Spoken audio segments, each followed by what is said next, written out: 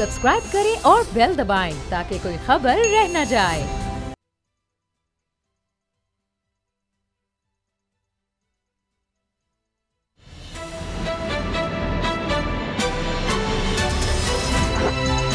अब पता चला। बिस्मिल्लाहिर्रहमानिर्रहीम, अस्सलाम वालेकुम। मैं हूं मोहम्मद उसामा गाजी और आप देख रहे हैं अब पता चला। खबर यह है कि नून लीग ने सियासी महाज पर सरगर्म होने का फैसला कर लिया है, लेकिन सवाल यह है कि जब क़यादत ही मुल्क से बाहर हो तो फिर कारकुन सड़कों पर क्यों निकले। नवाज शरीफ का इलाज नून लीग की दुहाई है, लेकिन अवाम का असल मसला महंगाई है। देखना यह भी है और यह बड़ा अहम होगा कि नून लीग एक तीर से दो शिकार कर पाती है नहीं। वाकिफान हाल का दावा है कि शहबाज शरीफ की जानिब से पार्टी को मुतहरिक करने की हिदायत जारी की गई हैं और हुकूमत पर दबाव बढ़ाने का एक हरबा है। ये क्या ये दबाव हुकूमत की जानिब से बरतानिया को लिखे गए खत को वापस लेने के लिए बढ़ाया जाएगा या फिर मरियम नवाज को लंदन भिजवाने के लिए कोई चक्कर चलाया जा रहा है, या फिर नून लीग के मतमा नज़र कोई और डील है। अभी इसरार खुले नहीं, 100 जितने मुंह उतनी बातें। सजाई याफ्ता नवाज शरीफ और मुकदमात का सामना करते शहबाज शरीफ के अचानक मुल्क से बाहर चले जाने पर याराने नुक्तादां डील का लेबल लगाते हैं। दूसरी तरफ बिलावल भुट्टो जरदारी भी मुसलसल लाहौर में डेरे डाले हुए हैं। अंदाजे ये लगाए जा रहे हैं कि पीपल्स पार्टी भी हुकूमत के खिलाफ किसी मैच के लिए पिच तैयार कर रही है। बिलावल का लाहौर में मुसलसल क़याम किसके लिए खतरे की घंटी है, हुकूमत के लिए या फिर नून लीग के लिए, जो लाहौर को अब भी अपना किला ख्याल करती है, या फिर दोनों जमातें मिलकर हुकूमत पर यलगार करने जा रही हैं। माफ कीजिएगा, सियासत में बड़ी देर से मार्च की सदाएं बुलंद हो रही थी। मार्च आन पहुंचा है। देखिए इसमें कौन मार्च करता है। हुकूमत नवाज शरीफ की वापसी के मार्च में कामयाब होती है या फिर अपोजिशन एहतजाजी मार्च में। आज प्रोग्राम का आगाज इसी से करेंगे। असद खरल साहब मेरे साथ हैं, बाबर डोगर साहब ऑनलाइन पर में ज्वाइन कर रहे हैं, लेकिन पहले आज की डेवलपमेंट्स पर रिपोर्ट। असद खरल साहब, आप भी और बाबर डोगर साहब भी मुसलसल ये कहते रहे कि कुछ नहीं होने वाला, ये सब बातें ही हैं, कुछ नहीं करेंगे, बयानात हैं कि नून लीग कोई मुतहरिक तो नहीं होने जा रही। लेकिन अब आप देख लें कि शाहिद खाकान अब्बासी साहब, एहसन इकबाल, इन दोनों को हिदायत मिल गई हैं नवाज शरीफ और शहबाज शरीफ की तरफ से। कहा जा रहा है कि कराची से कुछ आगाज़ करेंगे। जिस तरह बिलावल यहाँ लाहौर में आए हैं, ये कराची जाएंगे, उसके बाद गुजरांवाला डिवीज़न को देखेंगे, वहाँ पर पार्टी को मुतहरिक किया जाएगा, कोई कॉर्नर मीटिंग्स हो सकती हैं, और इसके अलावा अगर पार्टी में चेंजेस लाना पड़ते हैं उसकी भी इजाज़त मिल गई है। तो ये सब होना शुरू हो गया है। असद खरल साहब, एक मिसाल है ना, वो एक जानवर की, वो लोग बैठे हुए थे तो वो इधर से छलांग लगा के उधर जा रहा था, कभी उधर जाता था, कभी उधर जाता था। तो आनियाँ जानियाँ तो जिस तरह बिलावल साहब आए हैं पंजाब में, सीट उनकी पंजाब पूरे में मेरे 2-4 सीटें हैं टोटल, और इलेक्शन से पहले जब उन्होंने पूरे पंजाब का आलमोस्ट दौरा किया और ये दावा किया जा रहा था कि जनाब जिस तरह पता नहीं पंजाब के अंदर तो बिलावल भुट्टो जो है ना जरदारी साहब, उन्होंने पार्टी के अंदर एक नई रूह फूंक दी है, और आप पंजाब के अंदर देखें किस तरह वहाँ पे सीटें निकली। सर, लोग नहीं मिल रहे थे टिकट लेने के लिए, खुद अच्छा, पैसे दे देकर लोगों ये को हो कहना गया पड़ा कि टिकट अब ले लो। ये माशाल्लाह ये पहला ही जो है ना टेंट फिश हो गई है कि कल यानी कराची से वो आगाज़ करेंगे, जहाँ पे कराची में ठाठे मारता समुंदर आएगा। एहसन इकबाल जो मरकजी जनरल सेक्रेटरी हैं और शाहिद खाकान अब्बासी जो सीनियर नायब सदर है, और उन्होंने ये कहा कि नवाज शरीफ साहब जो पार्टी के सदर हैं उन्होंने हिदायत दी है, और फिर बाद में आया कि कायद जो है नवाज शरीफ साहब, उन्होंने भी उनको हिदायत की है कि जनाब आप बिल्कुल पाकिस्तान के अंदर जनाब आप हलचल मचा दें, आप वर्कर कन्वेंशन करें, जलसे करें, तंजीम को मुतहरक करें जी। अब कराची के अंदर तंजीम साजी के लिए जा रही है। कराची आपको कैंडिडेट तो मिल नहीं रहे, ओहदेदार आपको मिल नहीं रहे, तो कारकुन वहाँ से हैं और पास को 2-4 लोग गिनेंगे तो उसके बाद आपके नाम खत्म हो जाएंगे। मामला ये है कराची के बाद फिर वो कह रहे हैं जी गुजरांवाला जो है वहाँ पे आएंगे, वहाँ पे वर्कर कन्वेंशन करेंगे। तो जीटी रोड में भी आपने देख ली जितनी ज़्यादा क्लिंग्स भी वो आपने किया था, इलेक्शन के नताज आपके सामने हैं। फिर नवाज शरीफ जब इस्लामाबाद से आए थे लाहौर में, तो जब रैली निकाली थी तो उसमें भी जमे गफीर आपने अवाम का ठाठे मारता समुद्र देख लिया। अभी जब रिसेंटली नवाज शरीफ साहब लंदन से आए थे, वो भी आपने देख लिया कितना बड़ा लोगों का इज्तिमा था और कितने बड़े ठाठे मारता समुद्र था। फिर उसके बाद वो कहते हैं कि जनूबी पंजाब जो है वहाँ पे जनाब आगाज़ किया जाएगा। मुझे ये बताएं जनूबी पंजाब में आपकी कितनी सीटें हैं? तो मामला ये है कि ये इस तरीके से देखिए मामला क्या है, अब पूरी आलमोस्ट जो क़यादत है नून लीग की वो तो बाहर बैठी हुई। क़यादत से मुराद ये शरीफ फैमिली, क्योंकि शरीफ फैमिली की पार्टी है, वो नवाज शरीफ है, शहबाज शरीफ साहब है, ढकी छुपी बात और उसके बाद आते हैं हफ्जा शहबाज, मरियम साहिबा और पार्टी खत्म हो जाती है। बाकी बेचारे तो जिस तरह गुलाम होते हैं, गुलाम बिबने गुलाम, उनकी हैसियत इससे ज्यादा नहीं, लेकिन वो उनका हुक्म तो बजा लाते हैं ना। कि ये तो चले गए साबिक वज़ीर-ए-आज़म है, देखें ये डीलें करके चले गए बाहर। शहबाज शरीफ साहब गारंटी दे के ग्रंटर भी साथ पहुंच गए, नवाज शरीफ साहब उधर बैठे हुए हैं, मरियम साहिबा आजाद हो के कुछ नहीं होगा, मरियम साहिबा आजाद हो के कैद है, यानी जमीर की कैदी है, पता नहीं किस चीज का बोझ है उनके जमीर के ऊपर। मरियम साहिबा निकलेंगी तो फिर ही कुछ होगा। अच्छा, मामला ये है मरियम साहिबा तो अभी नहीं निकल रही, निकले वो तो निकलने के लिए तैयार होंगी, निकलेंगी सबसे पहले तो लंदन के लिए। अच्छा ठीक है, अपने बाप के पास पहुंचेंगी ताकि लूटा हो। अच्छा, लेकिन खरल साहब मैं इस पर आऊंगा। बाबर साहब आपको क्या लगता है इस सब की वजह क्या है? सर्वाइवल सिर्फ पार्टी में ताकि जो 2000 रह गए लोग और उनको इंटैक्ट किया जाए। ठीक है, इसलिए झूठी कहानियां बनाई जाती, कभी कौमी हुकूमत, कभी मिडटर्म इलेक्शन और कभी पार्टी में हलचल। ये बाबर साहब आप क्या कहते हैं इस पर? क्योंकि उन्होंने अपने जो लीगल एक्सपर्ट्स हैं उनसे भी पूछा है कि जी ये तो खत लिख दिया है इमरान खान ने, इसको हमने छोड़ना नहीं, पता नहीं क्या हो जाए। तो उनको तसल्ली दी गई जी इस खत लिखने से कुछ नहीं होना, आप तसल्ली रखें। जब उससे भी कुछ नहीं होना तो फिर ये क्यों इतना तेजी लाई जा रही है इस सब मामलात में कि जनाब दोबारा सारे को देखें? जो खरल साहब कह रहे हैं कि सिर्फ एक शो ख्वाजा आसिफ का एक इंटरव्यू जिसमें उन्होंने कहा कि नवाज शरीफ साहब 10 दिन रहे अस्पताल में, 100 बंदा रोजाना नहीं इकट्ठा हो सकता था। ये ख्वाजा आसिफ का बयान भी मद्देनजर डॉक्टर साहब रखें। जी जी, आप अचानक क्या ऐसी तब्दीली आ गई है? उसामा साहब आपको याद होगा कि राना सनाउल्लाह ने 3-4 दफा कहा था कि शहबाज शरीफ साहब मार्च में आ रहे हैं और मार्च में मार्च होगा। उसके बाद ये भी इतलात मिली कि शहबाज शरीफ ने लाहौर में अपने वर्कर से कहा कि आपके मार्च में मैं आ सकता हूँ, तो मेरे लिए कोई मैं आऊँ तो एक जलसा करना चाह रहा हूँ और जलसे के लिए तैयारियां मुकम्मल करें। उसके बाद ताज मिला के जलसा गाह तलाश करें कि जहाँ पर जलसा करना है। उसमें मोची दरवाजा, माल रोड, नासिर बाग, ये सारी चीजें देखी गई, लेकिन सारे वेन्यूज जो है वो अभी कंसिडरेशन में थे कि कहाँ किया जाए, कहाँ पर इतना बड़ा जमे कोई 10-1500 लोगों का इकट्ठा किया जाए जिससे शहबाज जो है वो खिताब करें। तो फिर एकदम ये सारी चीजें पसे मदद चली गई। मैं आपको पहले दिन से कह रहा था कि शहबाज ने मार्च में नहीं आना, अब एक नई ट्रेन की बत्ती के पीछे लगा दिया। शहबाज शरीफ का ट्रेन जो मार्च में आना था और मार्च करना था वो तो पीछे रह गया। अब आप देखें कि अब एहसन इकबाल और जो शाहिद खान अब्बासी हैं उनसे कहा गया कि नहीं अब आप वर्कर कन्वेंशन शुरू कर दें, क्योंकि पहले कराची जाए, कराची के बाद गुजरावाला जाए, गुजरावाला के बाद लाहौर, फैसलाबाद, मुल्तान और इस तरह से आप सारे स्टेशन में जाए। मार्च तो इसी में गुजर जाएगा। अच्छा, तो शहबाज शरीफ ने कब आना है, चीजों को समझें। शहबाज शरीफ ने मार्च में नहीं आना, शहबाज शरीफ नवाज शरीफ जो है वो भी एक लंबे टाइम के लिए नहीं आएंगे। हुकूमत जो है वो भी इमरान खान की जो लीगल जो मशीर है उनको दाद देनी पड़ेगी। उनको भी पता है कि इस लेटर की कोई 2% की वैल्यू नहीं है जो उन्होंने बरतानी हुकूमत को लिखा है। वो मैंने कल भी कहा था कि उसकी 2% की वैल्यू नहीं है जो खत ये तो फिर एक रियासत की तरफ से हुकूमत की तरफ से लिखा जा रहा है खत, और आप कह रहे हैं 2% की वैल्यू नहीं है, तो बड़ी शर्मिंदगी की बात है किसी हुकूमत के लिए। यानी ये स्विस खत से भी क्या गुजरा खत है? मुझे एक बात बताएं कि यहाँ पर वो लोग जिनको अदालत ने एब्सकॉन्डर डिक्लेयर किया कि जनाब इनको पकड़ कर लेके आए, उनको तो ये ला नहीं सके। तो नवाज शरीफ को एब्सकॉन्डर डिक्लेयर किए बगैर ही इन्होंने ना उनके साथ कोई इनका एग्रीमेंट है जो कैदियों के तबादले का, ना कोई कुछ है। इन्होंने खत लिख मारा कि जनाब इसको हमारे हवाले किया जाए, तो किस तरह से हवाले हो जाएगा?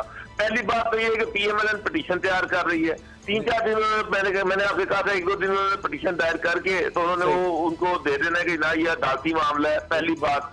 दूसरी बात ये है कि वो उनका वकील जो डॉक्टर है वो लिख कर दे देगा कि ना ये पेशेंट जो है ये मेरे जेरे इलाज है और ये बीमार है, तो और उसके बाद एग्रीमेंट है कोई नहीं है, तो खत की लीगल वैल्यू क्या है? सर मुझे अगली खबर पर जाना है, बाबर साहब अगली खबर पर जाना है। मुख्तसर ये बताएं कि अगर मरियम आए बाहर और वो निकलती हैं तो फिर लोग आएंगे? ये शाहिद खान अब्बासी एहसन इकबाल से तो चले मान लेता हूँ नहीं आएंगे, लेकिन जिस तरह मरियम ने कुछ जलसे की उसमें कुछ एक थोड़ा ही बहुत तादाद तो थी, हौसला अफजा थी। सड़कों पर वो जब चली जाती थी तो वो सड़कों की वजह से लगता था बड़ी तादाद काफिला लेकर निकलती थी। उससे भी कुछ हो सकेगा, या अब वो वक्त भी गुजर गया और जो कारकुन हैं या जो इनके वोटर्स थे वो ये समझते हैं कि ये तो भगौड़े हैं, भाग जाते हैं, इन्होंने अब कोई और मकसद निकालना होगा और उसके बाद फिर यही अपना को चले जाएंगे, अब लोग इनकी बातों में नहीं आने वाले? उसामा साहब, मैं ज्यादा डिटेल में नहीं जाना चाहता, लेकिन कुछ गारंटी हैं, कुछ इंश्योरेंसेज हैं। मरियम बाहर नहीं निकलेंगी, मरियम ने लंदन जाना है, अल्टीमेटली जाना है, ये मैं आपको बता रहा हूँ। आप देखेंगे कि वो लंदन जाएंगी, उनका ट्विटर भी खामोश रहेगा, वो भी खामोश रहेंगी, वो घर से बाहर भी नहीं निकलेंगी। और ये जो मार्च होना था, मार्च में आप देखिए ये वर्कर कन्वेंशन में तब्दील हो गया। वर्कर कन्वेंशन क्या होता है, एक कमरे में 10-15 बंदे लोग बैठेंगे और एक तकरीरें करेंगे और चल जाएंगे। वर्कर कन्वेंशन तो कभी 200-300 से ऊपर का हुआ ही नहीं है। तो ये तो बस आवाम की आंखों में मिट्टी डालने वाली बात है। आपकी बात सही है, ने मार्च में आना है ना मार्च होना है। सोशल मीडिया कन्वेंशंस भी हुआ करते थे इसी तरह, सोशल मीडिया कन्वेंशंस भी होते थे इसी तरह से चंद लोगों को इकट्ठा करके।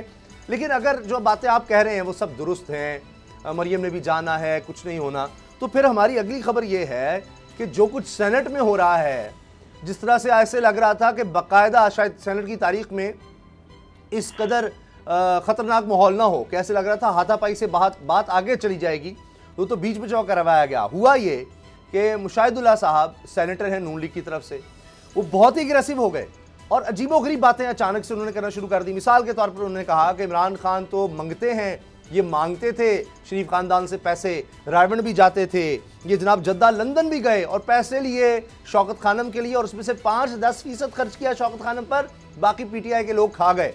इस पर फैसल जावेद गुस्से में आ गए और फिर उनकी तरफ बड़े बाद में उन्होंने कहा मुझे बोलने का मौका नहीं दिया जा रहा, तो माहौल बड़ा ख़राब हो गया था। तो फिर ये मुसल्ला कारकुनों को, एहलकारों को, जो सरकारी एहलकार थे, उनको बुलाकर बीच बचाव कराना पड़ा। अगर खरल साहब ये सब बातें जो बाबर साहब भी कह रहे हैं कि अच्छा चले उन्होंने खामोश ही रहना है, इनको भी पता है कुछ नहीं होने वाला, तो फिर ये इतना एग्रेशन, ये फ्रस्ट्रेशन है, मुशाहिदुल्लाह साहब जो बात कर रहे हैं, ये क्या है? जानबूझ के कुछ ऐसा माहौल क्रिएट करने की कोशिश हो रही है कि सेनेट का माहौल इस कदर ख़राब हो जाए कि कुछ हो ही ना पाए?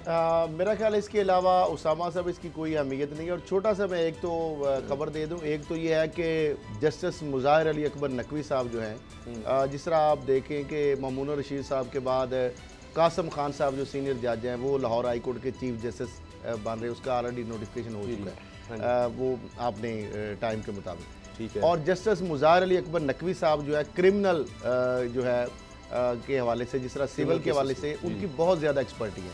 और chief justice of Pakistan justice Asif Saeed Khosa साहब के रिटायरमेंट के बाद वो एक सीट खाली थी, अब उनके वहाँ एलिवेशन होने से, यानी जुडिशल कमीशन ऑफ पाकिस्तान ने बाकायदा रिकमेंड कर दिया, जिसकी सदारत की है chief justice of Pakistan justice Gulzar साहब ने। दूसरी छोटी सी एक खबर जो मैं 3500 खानदानों के हवाले से हाई कोर्ट को जो दुआएं दे रहे हैं, यानी जो मेडिकल के तालबात और तलबा थे उनको एक ड्यूक प्रोसेस के तहत मेडिकल कॉलेजेस में दाखिल हुए, 4 माह तकरीबन हो चुके थे। उसके बाद अचानक से चंद स्टूडेंट्स को अकोमोडेट करने के लिए वज़ीर आला साहब ने एक नोटिफिकेशन कर दिया और UHS को कहा कि जनाब तमाम जो तलबा और तालबात हैं जो 4-4 महीने अपना आलमोस्ट सेमेस्टर एक मुकम्मल कर चुके थे, कि उनसे 19-19 रेफरेंस लिए जाए ताकि एक नया माल पानी का खेल शुरू हो जाए और उन लोगों को एडजस्ट किया जाए। आज जस्टिस आयशा ए मलिक साहिबा के पास वो केस था। आमिर जो रियाज ब्रिस्टर आमिर रियाज साहब जो, और उसमें मीर हारून साहब और उनके साथ और भी जो वकला की टीम थी, उन्होंने वो फ्री ऑफ कॉस्ट केस किया।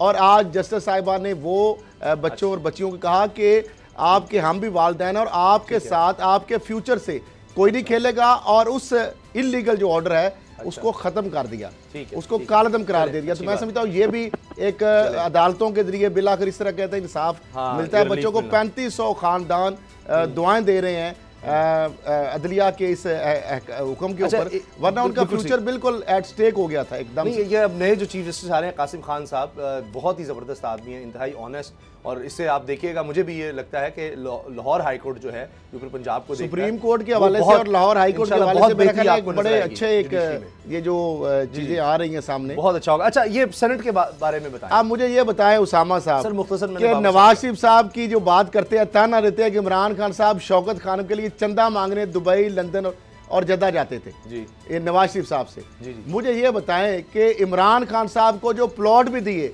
जो टीम जब वर्ल्ड कप जीती और जितने भी उनको प्लॉट दिए, जितनी उनको गाड़ियां तोहफे मिली, वो आज भी रिकॉर्ड उठा के देख ले, वो उन्होंने शौकत खानम के पास जमा कराई।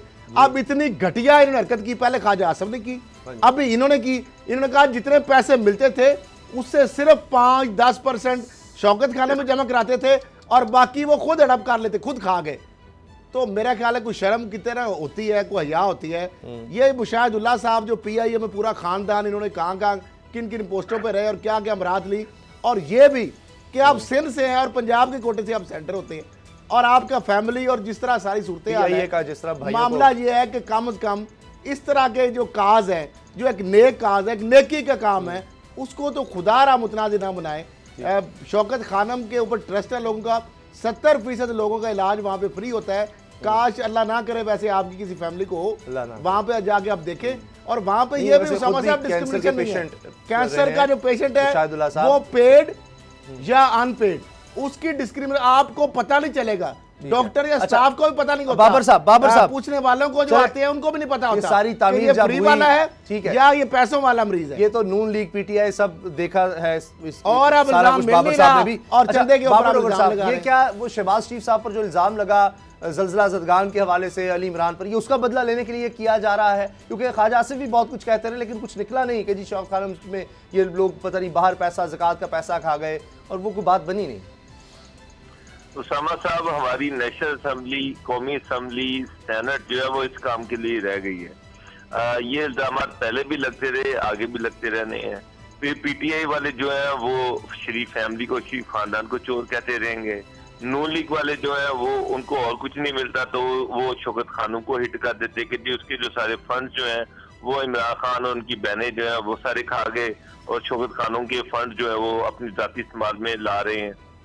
ये चीजें चलती रहती हैं, ये सियासत है। लेकिन बदकिस्मती ये है कि वो प्लेटफॉर्म जो अवाम की भलाई के लिए इस्तेमाल होना चाहिए था, जो अवाम को कोई रिलीफ देने के लिए इस्तेमाल होना चाहिए था, वहां से कोई रिकमेंडेशन जाती नेशनल असम्बली में प्राइम मिनिस्टर को कि जनाब कोई चीजों में कमी करें, कोई लोगों को रिलीफ दें, कोई लोगों की वेलफेयर की बात हो, वो इन बेमायनी बातों में अगर मुशाहिदुल्लाह खान साहब आपके पास कोई ठोस सबूत है, एविडेंस है, तो फिर ये एक मुकद्दस ईवान है, ये पाकिस्तान का सबसे बड़ा ईवान है। आप लोग खुद कहते हैं कि ये एक मुकद्दस और बड़ा ईवान है, तो फिर आप वो सबूत सामने लेके हैं, कौम को भी बताएं कि जनाब ये फंड थे, ये यूटिलाइजेशन हुई, ये मेरे उसके पास सबूत है।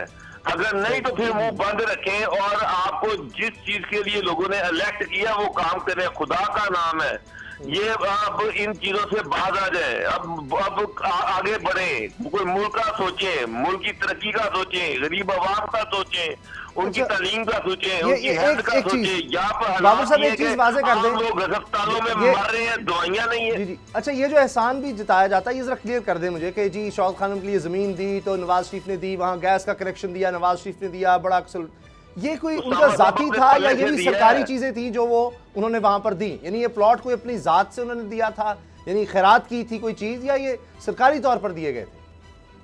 उसामा साहब अपने पल्ले से दिया है, अपने पल्ले से तो ये अपने मुलाजमों को तनख्वाह नहीं देते, अपने पल्ले से तो इन्होंने नेवा चैनल इनको आज तक 1 रुपया नहीं दिया, वो भी स्पोर्ट डिपार्टमेंट से तनख्वाह लेती रही और दबाती इनकी वालदा को रही है। तो अपने पल्ले से तो ये अपना बुखार किसी को नहीं देते, इन्होंने प्लॉट क्या किसी को देना था? अपने पल्ले से टीटियां लगती हैं, जो बाहर जो यहाँ का पैसा बाहर जाता है, बाहर से फिर वापस आ जाता है, और ये सारा इसी तरह से गोरख धंधा चल रहा है। बेनामी की प्रॉपर्टी खरीदी जाती हैं, वो सारा कुछ चल रहा है। लेकिन ये जो प्लॉट था ये भी ये सरकार की जमीन थी, एक वेलफेयर प्रोजेक्ट था, उसको ये जमीन दी गई। इस समय इसको इतना जिताने वाली बात क्या है? मैं तो हैरान हूँ कि मुशाहिदुल्लाह खान साहब, अल्लाह आपको सेहत दे, जिंदगी दे, आप भी तो सरकारी पैसे से इलाज करवाने के लिए बाहर गए हैं ना? क्या आम आदमी को, क्या गरीब आदमी को 3-4 लाख पाउंड देता है कोई? नहीं। मुझे बताए सरकार से आप किसी को 4 कोई देने को तैयार है? सही बात है कि देखिए जी, जो लोग चुने गए हैं। मुझे बताया 10 साल इनकी पंजाब में हुकूमत रही और मरकज में भी 5 साल रही है। ख्वाजा आसिफ ने भी इल्जाम लगाया था शौकत खानम पे, तो ये आप तहकीकात करा के कुछ सामने ले आते। जी, ब्रेक का वक्त है, ब्रेक के बाद बात करेंगे कि जिनको जो लोग लोगों को बुलाया करते थे नैब के चेयरमैन, अब उन्हीं की तलबी हो रही है। ब्रेक के बाद बताएंगे।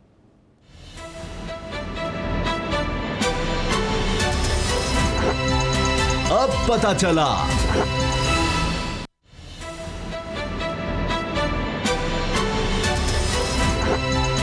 अब पता चला।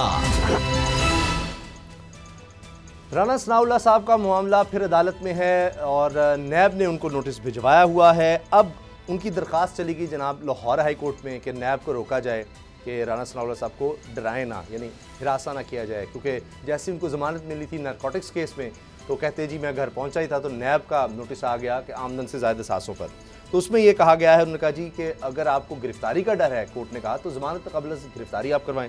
लेकिन अदालत ने यह ज़रूर कह दिया कि जी हिरासा ना किया जाए राना सनाउल्लाह को, और फ़रीक़ैन को नोटिस चले गए हैं, जारी कर दिए हैं। चेयरमैन नैब समेत दीगर फ़रीक़ैन को भी नोटिस जारी किए गए हैं। तो खरल साहब, ये तो बड़ी अहम डेवलपमेंट है।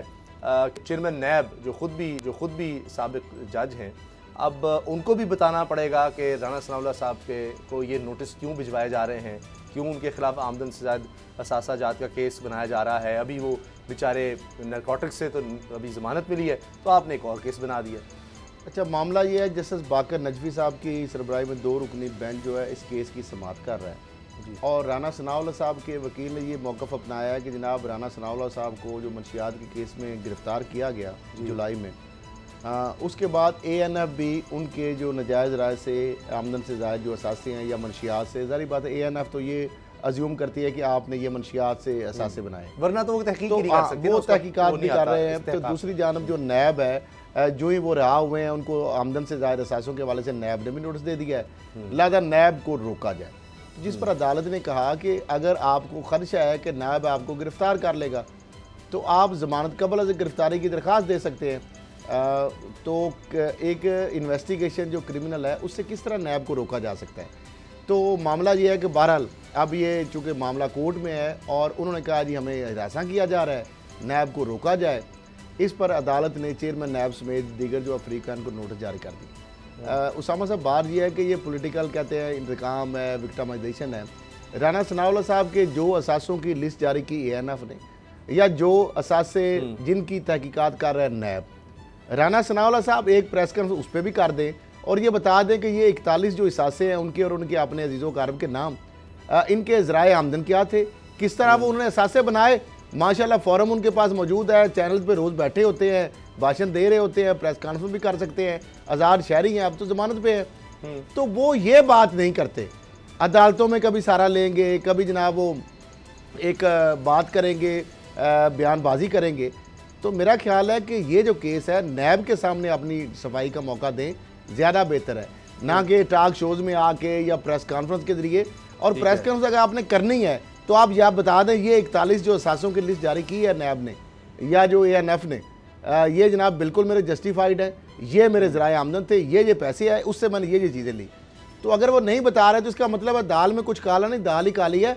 तो मामला ये है कि बिलाकर अब जो कानून है वो तो हरकत में आएगा। अच्छा बाबर साहब, ये बताएं कि ये अदालत ने रिमार्क्स ये भी दिए हैं कि बज़ाहिर नैब अपने इख्तियारात अगर इस्तेमाल कर रहा है और तहकीकात कर रहा है तो इसमें गलत क्या है, और गिरफ्तारी का अगर खदशा है तो ज़मानत कबल से गिरफ्तारी करवाएं। तो ये राना साहब तो किस तरह हिरासा कर रहा है नैब, क्या करे, किस तरह से उनको कोई प्रोटोकॉल चाहिए या क्या किया जा सकता है राना साहब जिससे मुतमईन हो।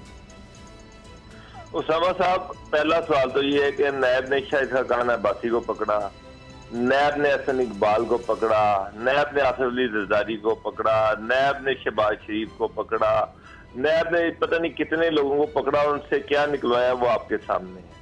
राना सना को ANF ने पकड़ा, ANF ने ये इल्जाम लगाया कि जनाब ये जो आपकी प्रॉपर्टीज हैं ये सारी मंशियात की रकम से बनी है। उसके बाद जब नैब को पता चला कि इस पे प्रॉपर्टीज का नाम आ रहा है तो वो भी एक्टिव हो गई, उन्होंने भी इसमें हिस्सा डाल दिया कि जनाब आप पहले आए, हमें जवाब दें कि आपने ये प्रॉपर्टीज कहाँ से बनाई। अब मुझे एक बात बताएं, राना सना तो कोर्ट में चला गया कि जनाब मुझे नैब को रोका जाए, तो क्या सिंध KP की गवर्नमेंट नैब में कोर्ट में नहीं गई थी कि जनाब BRT की ये जो हमारे खिलाफ तहकीकात स्टार्ट हो रही है इसको रोका जाए? बिल्कुल गई थी। उसके बाद जब कोर्ट ने कहा कि चले अब नैब नहीं करती, FIA से करवा लें, तो उस पर फिर BRTO KP के गवर्नमेंट जो है वो कोर्ट में चली गई कि जनाब इसको भी रोका जाए, और उन्होंने फिर FIA को भी रुकवा लिया। मेरा मतलब है ये अकाउंटेबिलिटी जो है ये सिर्फ अपोजिशन ने देनी है, ये अपोजिशन का ही काम है कि वही सफाइयां दे कि उन्होंने पैसा या माल बनाया या नहीं बनाया। ये गवर्नमेंट, इमरान खान इतने बड़े दावे करते हैं, इमरान खान इतने बड़े क्लेम करते हैं, कहे जाके वहां पर मगर कि जनाब KP के गवर्नमेंट एक एक आने का हिसाब दे कि ये जो पैसा लगा है कहां पर लगा है, ये 72 अरब रुपया कैसे लगा, कहां पर लगा, इसका बजट बढ़ता जा रहा है, ये कंप्लीट क्यों नहीं हो रही, कौन रोक रहा है, कौन मना कर रहा है, तो क्यों पैसा जो है वो क्यों नहीं बता रही कि क्यों NAB को रोका जा रहा है, क्यों FIA को लेकर रोका जा रहा है कि इसकी तहकीकात ना की जाए। सारी कौम जो है वो देख रही है कि ये जो दोहरा पैमाना है, ये जो दो किस्म के पाकिस्तान है, एक पाकिस्तान में अपोजिशन को आपने जनाब अकाउंटेबिलिटी के जी वो आज सूरत में अकाउंटेबिलिटी दे, और दूसरी तरफ हुकूमत है वहां पर तो सीधा सीधा कह दिया जाता है आपका गुस्सा अपनी जगह, आपके सवाल अपनी जगह, लेकिन आप ये ख्याल करें कि ये NAB का नहीं सिर्फ है मामला, अदालतें जो है वो फैसले दे रही हैं, अदालतें रिलीफ दे रही हैं, और अदालतों का फैसला सरांकों पर, वो चाहे ऑपोजिशन के लिए करें, चाहे हसन इकबाल, चाहे खाकान अब्बासी, चाहे किसी और के लिए हो। गवर्नमेंट का पैमाना तो दोहरा है ना, गवर्नमेंट को चाहिए कि अपने बंदों की भी अकाउंटेबिलिटी करवाए, क्यों नहीं करवा रही, क्यों नहीं जहाँ की 3 नुस्खों को तैयार करते इमरान खान खुद ही कह रहे थे कि जनाब वो क्लियर है, जबकि सारी दस्तावेजात दूसरी कहानी बता रही होती हैं। तो सामा साहब यहाँ पर सारी चीजें उलट चल रही हैं, यहाँ पर अपोजिशन के लिए म्याद दोहरा है और हुकूमत के लिए म्याद दूसरा है, दोनों के लिए म्याद दूसरे हैं। अकाउंटेबिलिटी जो है जब तक फेयर नहीं होगी उस वक्त तक राना सनाउल्लाह साहब के पहले ही अगर केस कमजोर है, आपको नजर आता है क्योंकि NAB का ट्रैक रिकॉर्ड ये है कम से कम सियासत की हद तक, तो उसको फिर नहीं करनी चाहिए इंक्वायरी, इसको बंद कर दे, कहे कि आगे केस से हमारा कुछ नहीं बनना, तो ऐसी फिर बाकी हिरासा करने वाली बात है, कुछ नहीं निकलना। पहली बात तो ये कि ये फिर NAB जो है NAB खुद उन्हें बताया कि जनाब यहाँ से आपने ये चीजें खरीदी हैं, इस वक्त आगे बढ़ इतने असर थे, आप कोई होमवर्क करके आए, NAB जो है कोई इन्वेस्टिगेशन करके आया है, कोई तैयारी करके आया है, पहले वो चीजें सामने रखे, क्योंकि ये आपकी प्रॉपर्टी है, ये नहीं है कि जनाब उसको ANM ने पकड़ा, ANM ने थोड़ी बहुत चीजें निकाली, उसके बाद NAB जो है वो भी उसमें उसके ऊपर चढ़ दौड़ी, ये और बाद में पता लगे पुलिस आ गई नहीं हुआ, और बाद में फिर ये जो है बगले बजाते फिर कोई FIA आ गई है, फिर तो वो कहेंगे कि तो मजाक ही बन गया है। लेकिन खरल साहब, ये जो बात जिस तरह बाबर साहब ने कही ना अभी शाहिद खाकान अब्बासी साहब की, तो मुझे ये नहीं समझ आती। अब ये एक होता है ना, अंग्रेजी में कहते हैं यूनिवर्सल ट्रुथ बन जाता है कि वो कोई जुटला नहीं सकता। अब मैं मिसाल आपको दे देता हूँ, इस वक्त मिल रही है गैस पर MMBTU इंटरनेशनल मार्केट में $5 पर MMBTU है, ये रेट है, शायद इससे भी कम हो गया हो, मैंने लास्ट टाइम जब चेक किया था 5 तक था, $5। इस वक्त पाकिस्तान कितने में खरीद रहा है, चूंकि मुआहिदा हो चुका जो माशाल्लाह शाहिद खान अब्बासी साहब ने किया $10 में। अब आप अंदाजा करें, दुगनी कीमत पर पाकिस्तान खरीद रहा है और उसमें तब्दीली नहीं कर सकता। अब और उसमें मैं अब जाहिर है क्या कहूं, वो बढ़ के लगा रहे हैं, वो कह रहे हैं इससे ना मुल्क को नुकसान हुआ है, ना को मैंने गलत काम मैंने करप्शन नहीं की ना, ट्रांसपेरेंसी। ये $10 जो जा रहे हैं कतर को कंपनियों को, ये उनकी वो कहते हैं मेरी कुछ में आ रहे हैं, करप्शन नहीं, ये फैसला गलत हो सकता है, ये एक तो उस वक्त डॉलर की प्राइस 100 रुपए तकरीबन थी, अब 150 से भी ज्यादा है, 50 रुपए थे वो एक्स्ट्रा हो गए। दूसरा आपने कहा कि उस $5 है और वो अब $10 में हमने किया एग्रीमेंट। जी जी, तो यही मामला है, कर सकते हैं। इस तरह एंग्रो टर्मिनल की अगर बात करें तो इस तरह मल्टीपल चीजें हैं, लेकिन बात वही है। वक्त होने लगा है। बाबर साहब आप कुछ कहना चाह रहे हैं, इस बारे में आप क्या कहते हैं? सामा साहब, मैं ये कहना चाह रहा हूँ कि असल इशू ये है कि गवर्नमेंट अदालत को क्यों नहीं फिर सही बताती, सब बताती है, वो अदालत में कर रहा हूं, लेकिन इसमें करप्शन साबित नहीं होती ना। स्टोरी हमारे सामने आती है। उमर अयूब अलग होते हैं वजीर तवानाई, और काबीना में उनको इतना उनके खिलाफ बोले हैं वजीर, जिनमें मुराद सईद भी शामिल थे कि जी बिजली महंगी और ये सब कुछ लॉसेज और सारा चल रहा है, वो आगे से रोते हैं उमर अयूब साहब के, जनाब वो पिछला मुआहिदा देख ले, डबल हमें करना पड़ रहा है, एक्सपोर्ट ओरिएंटेड लोग कहते हैं जनाब आप गैस महंगी क्यों दे रहे हैं। गवर्नमेंट को कौन रोकता है? ये गवर्नमेंट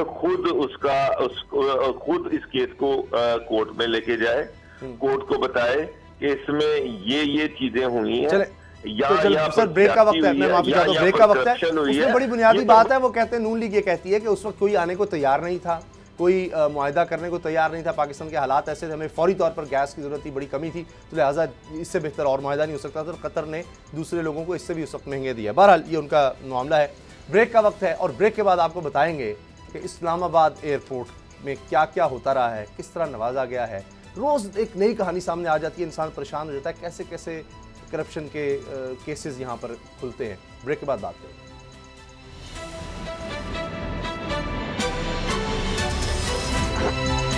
अब पता चला।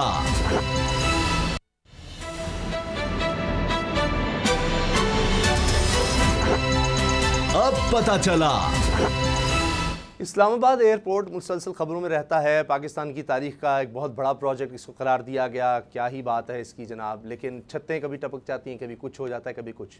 अब ये भी इंकशाफ हुआ है कि इसका रनवे ही गलत बनाया गया। एक रनवे उसको नहीं बनाना चाहिए था, दोनों रनवे साथ साथ बना दिए गए। अब कहा जा रहा है जी टैक्सी वे के लिए इस्तेमाल होगा। पब्लिक अकाउंट्स कमेटी है जो कि मौजूद है और ये सरकारी तौर पर या ये कह लें कि ऐवान का ये एक इदारा इसको कहा जा सकता है, एक बॉडी जिसमें तमाम पार्टीज़ के मेंबर होते हैं। वहाँ पर देखा जाता है जो हुकूमत खर्चे कर रही है या माजी में किए गए वो सही थे, उनमें कुछ गलत तो नहीं था।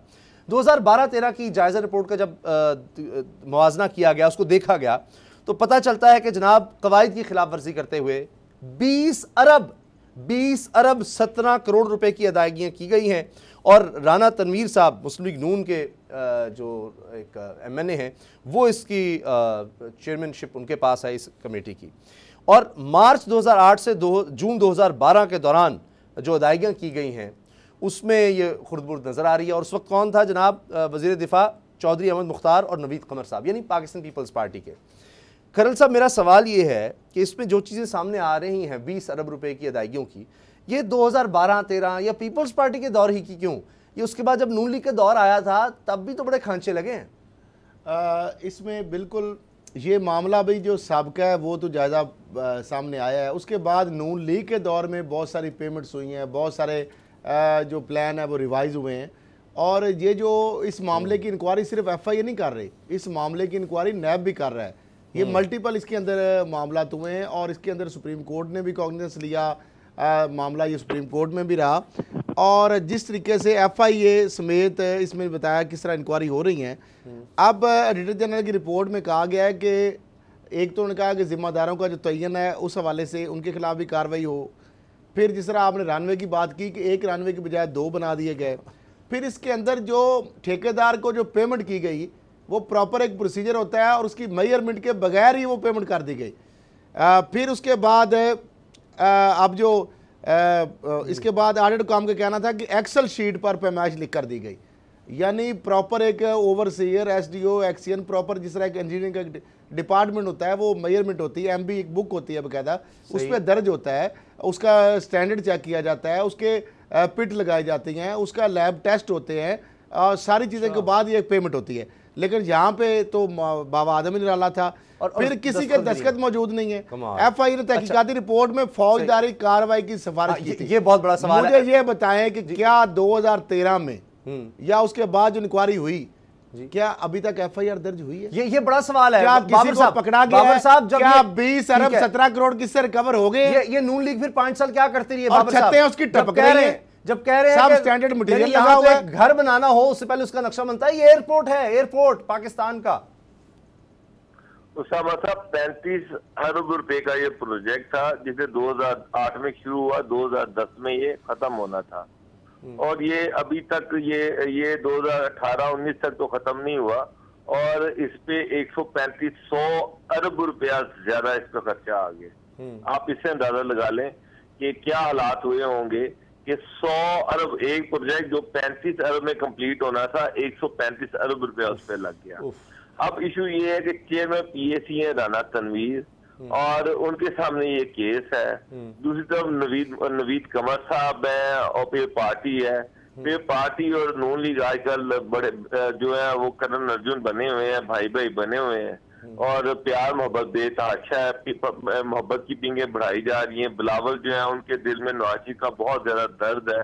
तो मुझे नहीं लगता कि PAC जो है इस पे कुछ करेगी, बल्कि इस पे मिट्टी डालेगी और इसको दबा दिया जाएगा बहुत सारे दूसरे केसों, क्योंकि अगर ये अभी तो 2013 तक जाएगा, उसके बाद 2013 से 2018 तक भी आना है इसने, क्योंकि नून लीग के भी दौर में इस पे कोई काम नहीं हुआ और 100 अरब रुपए का इजाफा होगा इसमें। तो इससे एक भी चीज भी तो वाज़ेह होती है कि जब नून लीग की हुकूमत आई तो उन्होंने पीपल्स पार्टी को पूरा अकोमोडेट किया, कोई केसेस नहीं खोले उनके पिछले 5 साल में जो कुछ होता रहा। साहब नून लीग के अपने आर्डर पैरा बने हुए हैं इस पे। नून लीग के दौर में ये इसकी जो लागत थी वो 35 अरब रुपए से 135 अरब तक चली गई। और मरीम साहबा तो नॉमिनीज हुई, मरीम साहबा के समधी को भी इसमें उनको ठेका भी मिला था इसका, देखेंगे उनको भी ठेका मिला था इसमें कुछ चीजों का।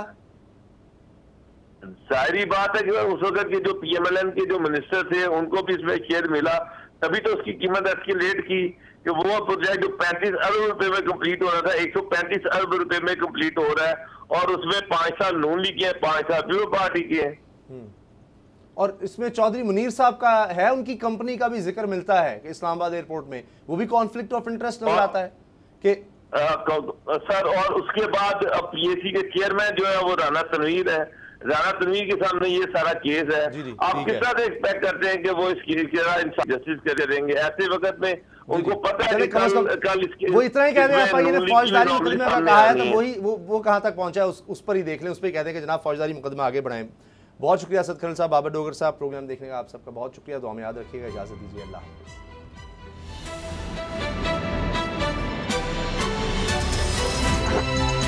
अब पता चला। सब्सक्राइब करें और बेल दबाएं ताकि कोई खबर रह न जाए।